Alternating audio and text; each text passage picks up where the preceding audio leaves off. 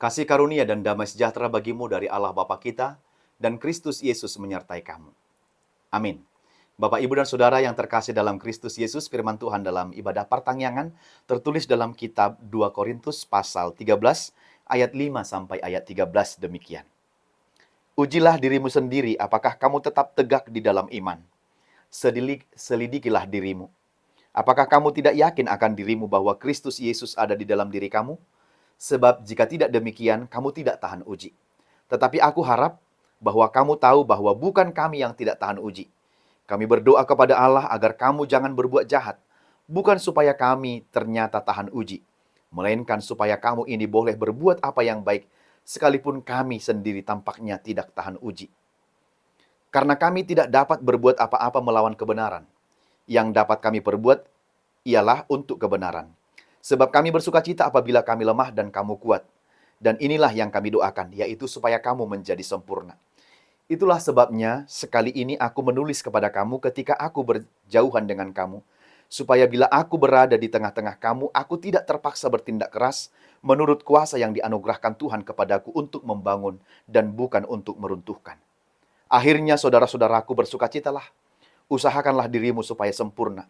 Terimalah segala nasihatku, sehati sepikirlah kamu, dan hiduplah dalam damai sejahtera. Maka Allah sumber kasih dan damai sejahtera akan menyertai kamu.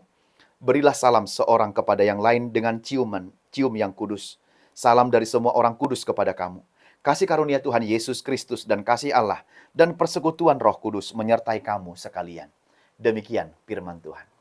Bapak, Ibu, dan saudara-saudari yang dikasihi oleh Tuhan kita Yesus Kristus, manusia cenderung lebih pintar menilai orang lain daripada menilai dirinya sendiri. Jadi orang bisa dinilai nilai 3, 4, 5, 6, tapi dia gagal untuk menilai dirinya sendiri. Tahukah Anda ketika satu jari menunjuk orang lain, 4 jari sedang menunjuk kepada Anda? Itu artinya sebelum Anda menunjuk orang lain, terlebih dahululah 4 kali introspeksi untuk mengintrospeksi diri Anda. Apakah sudah pantas dan patut untuk menuduh orang lain atau menilai orang lain lebih baik dari diri kita? Demikian dalam firman ini, Paulus mengajak jemaat di Korintus untuk lebih banyak menyelidiki diri sendiri. Lebih banyak mengintrospeksi diri sendiri, menimbang, menilai diri sendiri. Sebab dengan menilai diri sendiri, kita akan tahu sudah sejauh mana kita tunduk, taat, dan berkenan di hadapan Tuhan. Sebab dengan menilai diri sendiri berperan sangat penting dalam pertumbuhan rohani sebagai pengikut-pengikut Kristus dan sebagai orang-orang percaya. Maka kalau kita hanya sibuk menilai orang lain tanpa pernah menilai diri kita sendiri, kita akan gagal untuk memahami siapa diri kita sendiri. Sehingga kita lebih banyak menilai, menuduh orang lain. Bapak, Ibu, dan Saudara, inilah yang disampaikan oleh Rasul Paulus karena terjadi permasalahan di tengah-tengah jemaat di Korintus. Supaya mereka, pergumulan yang terjadi di Korintus itu karena Korintus adalah kota yang pesat perkembangannya, pusat dari perkembangan kala itu, pusat dari peradaban kala itu, pelabuhan, berkembang maju kota ini, sehingga banyak orang yang masuk keluar dari Korintus ini dan termasuk tidak bisa dihempang oleh pengajar-pengajar sesat dan palsu datang mempengaruhi kehidupan orang-orang percaya di Korintus. Lalu atas pengaruh orang-orang pengajar-pengajar sesat dan guru-guru palsu ini ternyata ada beberapa dari antara orang pengikut Kristus yang sudah percaya tadinya, akhirnya bisa dipengaruhi oleh orang-orang pengajar sesat ini. Sehingga mereka meninggalkan Kristus dan akhirnya tidak percaya kepada firman yang disampaikan oleh Paulus. Padahal Paulus sudah pernah 2 kali ke tempat ini dan tinggal bersama mereka selama 1,5 tahun, 1 tahun 6 bulan. Tetapi ternyata itu tidak cukup untuk menguatkan hati mereka tetap teguh mempercayai Kristus dan Injil yang diberitakan oleh Paulus itu. Malah mereka ikut tergoda untuk meyakini, mempercayai apa yang disampaikan oleh guru-guru palsu dan pengajar-pengajar sesat itu. Bahkan dengan pengajar-pengajar sesat itu, mereka meragukan kerasulan dari Paulus itu. Dari manakah kemudian Paulus ini menjadi rasul? Memang bisa saja diragukan karena tadinya Paulus, kita tahu latar belakangnya, dia berasal dari Yahudi, tadinya dia adalah orang yang paling gencar menganiaya orang Kristen, pengikut-pengikut Kristus. Sekarang dia telah mengalami pertobatan, balik 180 derajat dan mengikut Kristus, dan dia anggap segala sesuatu yang tadinya dia lakukan itu adalah sampah, dan setelah dia mengenal Kristus, itulah keuntungan bagi dia. Tapi ternyata jemaat di Korintus itu mau dipengaruhi oleh pengajar-pengajar sesat ini dan guru-guru palsu ini, sehingga mereka terpengaruh. Mereka meragukan siapakah Paulus itu. Benarkah dia rasul? Mengingat latar belakangnya Paulus tadi itu, menganiaya orang Kristen. Kapankah Tuhan memberitakan firman-Nya kepada Paulus? Pengaruh kota Korintus itu membuat orang-orang kehidupan di situ banyak pelaku-pelaku amoral. Banyak penyembah-penyembah dewa, pelacuran-pelacuran pun terjadi banyak di situ, termasuk percabulan secara rohani. Mereka menyatakan mendengar Injil tetapi juga menyembah-nyembah dewa yang dipercaya oleh orang-orang atau pengajar-pengajar sesat itu. Dan Paulus sudah 2 kali dari Korintus. Sebenarnya perjumpaan mereka di Korintus itu, hal itu membuat mereka semakin teguh percaya kepada Paulus, tetapi itu tidak cukup ternyata. Maka Paulus bermaksud untuk datang ketiga kalinya, untuk mengingatkan mereka atas pergumulan itu, dan atas masalah-masalah yang dihadapi oleh mereka di Korintus itu, atas upaya pengajar-pengajar sesat atau guru-guru palsu itu untuk menolak kerasulan Paulus itu. Maka tidak benar, mereka bilang, Paulus itu tidak benar rasul. Kapan dia? Bagaimana Tuhan berbicara dengan dia? Yang prihatin ada pula yang mau mengikuti ajaran-ajaran sesat itu dan menyalahkan Paulus. Iya benar, Paulus yang salah. Padahal Paulus selama ini mengajarkan kebenaran. Paulus mengajarkan firman. Paulus mengajarkan tentang juru selamat. Mengajarkan tentang Yesus itu. Tetapi dituduh mengajarkan kesalahan. Dituduh salah dan ditolak oleh pengajar-pengajar sesat itu. Dan pengajar sesat itulah yang malah diterima. Sudah bersalahan. Itu sebabnya dalam ayat yang kelima dikatakan oleh Paulus, ujilah dirimu sendiri. Apakah kamu tetap teguh di dalam iman? Selidikilah dirimu. Apakah kamu tidak yakin akan dirimu bahwa Yesus Kristus ada di dalam diri kamu? Paulus hanya bilang, kalau engkau meragukan kerasulanku, dan Paulus itu telah menjadi rasul, kau boleh mengintrospeksi dirimu. Engkau bisa meneliti dirimu. Engkau bisa menyelidiki dirimu. Kepada siapakah kamu percaya? Jadi Paulus itu untuk menjawab pergumulan mereka atas pengajar-pengajar sesat itu, Paulus membalikkan itu kepada jemaat atau orang-orang percaya di Korintus. Kalau engkau meragukan kerasulanku, emang selama ini aku memberitakan Injil itu, siapa yang kuberitakan? Bukankah yang kuberitakan itu Kristus dan Kristuslah yang kamu terima? Kalau begitu, kenapa engkau meragukan kerasulanku? Kalau seandainya tadi aku tidak memberitakan tentang Kristus dan Juru Selamat itu, engkau pantas ragu untuk meragukan kerasulanku. Apakah imanmu tidak bertumbuh di dalam Kristus itu? Apakah engkau teguh beriman kepada Kristus? Kalau tetap engkau beriman teguh kepada Kristus, berarti yang kuberitakan itu Kristus. Dan tidak ada alasan bagimu untuk meragukan kerasulanku. Karena yang kuberitakan itu adalah Kristus. Begitu kira-kira disampaikan oleh Rasul Paulus kepada jemaat di Korintus atau mereka yang terpengaruh oleh ajaran-ajaran sesat dan guru-guru palsu itu. Maka selidikilah dirimu, ujilah dirimu. Dalam ayat 5 tadi dikatakan, ujilah dirimu, apakah kamu tetap tegak di dalam iman? Masih tegak enggak dalam iman? Kalau masih tegak di dalam iman kepada Kristus, dan itulah yang kuajarkan, maka kau tidak meragukan kerasulanku. Selidikilah dirimu, apakah kamu tidak yakin akan dirimu bahwa Kristus Yesus ada dalam diri kamu? Kalau seperti itu berarti kamu tidak tahan uji. Apakah kamu masih ragu? Yang kuberitakan itu Yesus, jadi Paulus mengembalikan kepada mereka, mengintrospeksi diri sendiri, supaya dapat yang lebih baik, yang lebih bagus, yang lebih murni. Maka baiklah kita menguji diri kita sendiri, mengetahui sampai sejauh mana kita percaya, kepada siapa kita percaya, benar atau salah, bagus atau tidak, lurus atau bengkok, yang selama ini disampaikan oleh Paulus, ujilah dirimu. Kalau engkau tetap beriman kepada Kristus, maka tidak ada cara, tidak ada jalannya, dan tidak ada alasan engkau meragukan kerasulan dari Paulus itu. Maka untuk memastikan kebenaran itu, maka dengan cara menguji dan menyelidiki diri, apakah kamu yakin akan dirimu bahwa Kristus yang ada dalam diri kamu? Itulah yang paling perlu. Sudah di dalam imankah atau tidak? Tapi kalau tidak ada, berarti sudah di dalam perangkap pengajar-pengajar sesat itu. Itu sebabnya Paulus katakan dalam ayat 6, tetapi aku harap bahwa kamu tahu bahwa bukan kami yang tidak tahan uji. Bukan kami yang tidak tahan uji. Tapi aku harap kamu tahu Bukan kami yang tidak tahan uji, tetapi kamulah yang mau tergoda oleh rayuan dan bujuk rayu oleh pengajar-pengajar sesat itu. Ya, kalau sekuat apapun pengajar-pengajar sesat itu, sebenarnya kalau kita sudah beriman teguh kepada Tuhan, sekuat apa goncangan di luar tidak akan mempengaruhi kita. Maka milikilah iman yang teguh, maka sehebat apapun gelombang-gelombang itu, kalau kita tetap pada iman percaya, kita tidak akan terpengaruh sedikit pun bagi kita. Tapi kalau gantung, kamu goyang, apalagi sedikit ada sakit hatimu kepada gerejamu, atau pelayan-pelayanmu mungkin gitu.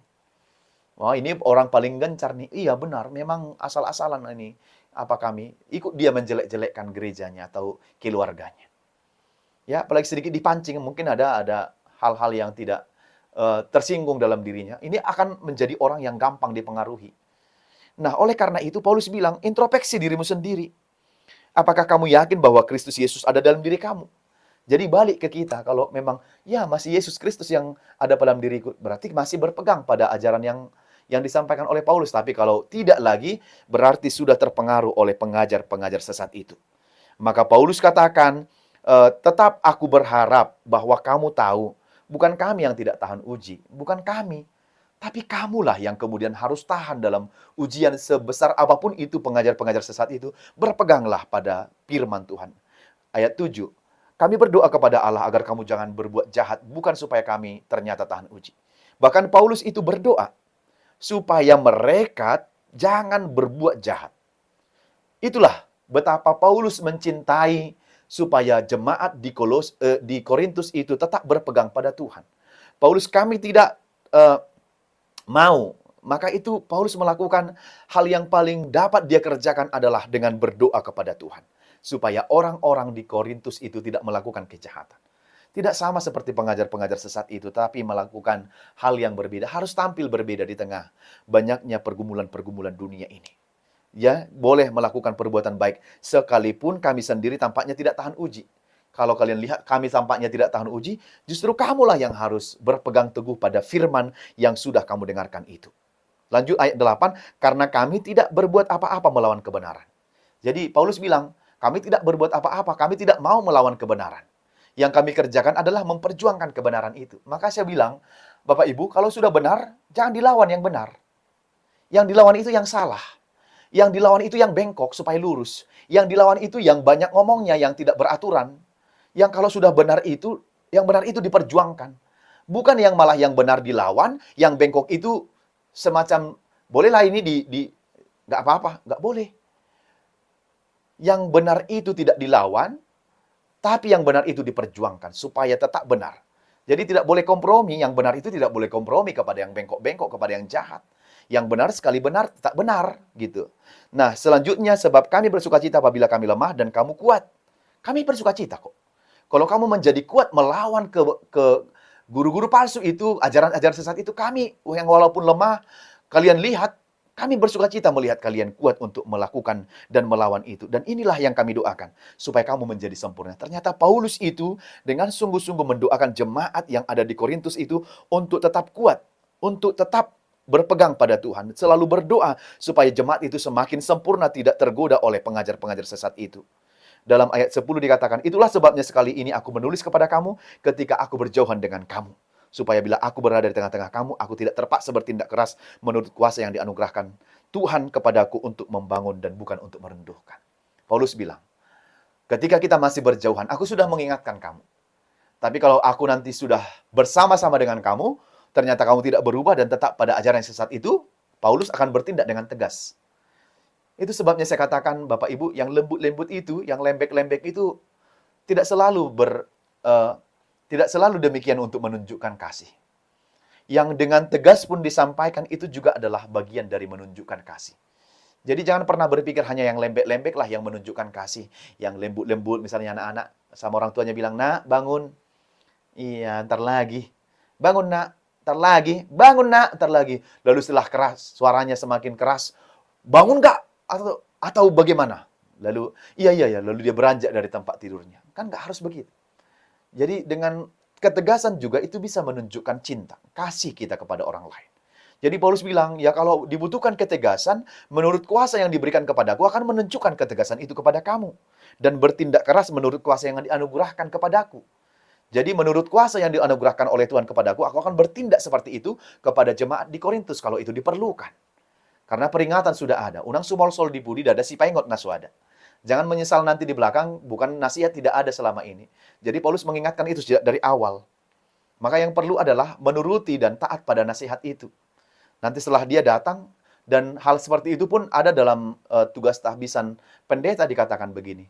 Jika aku berkata bahwa dosamu tetap, maka dosamu tetap. Dan jika kamu berkata bahwa dosanya telah diampuni, maka dosanya telah diampuni. Kuasa yang seperti itu berasal dari Tuhan. Yang menyatakan tetap atau tidak tetap itu Tuhan, tapi diberikan dalam tugas tahbisan seorang pendeta di gereja KBP, ada kuasa yang seperti itu. Maka, kalau kita sudah diingatkan, sudah diberitahu, maulah berubah dan bertobat ke hal yang lebih baik. Yang terakhir 11-13, akhirnya saudara, bersukacitalah, usahakanlah dirimu sempurna, terimalah segala nasihatku. Sehati sepikirlah, kata Paulus. Terimalah nasihatku, tidak ada nasihatku untuk mencelakakan kamu.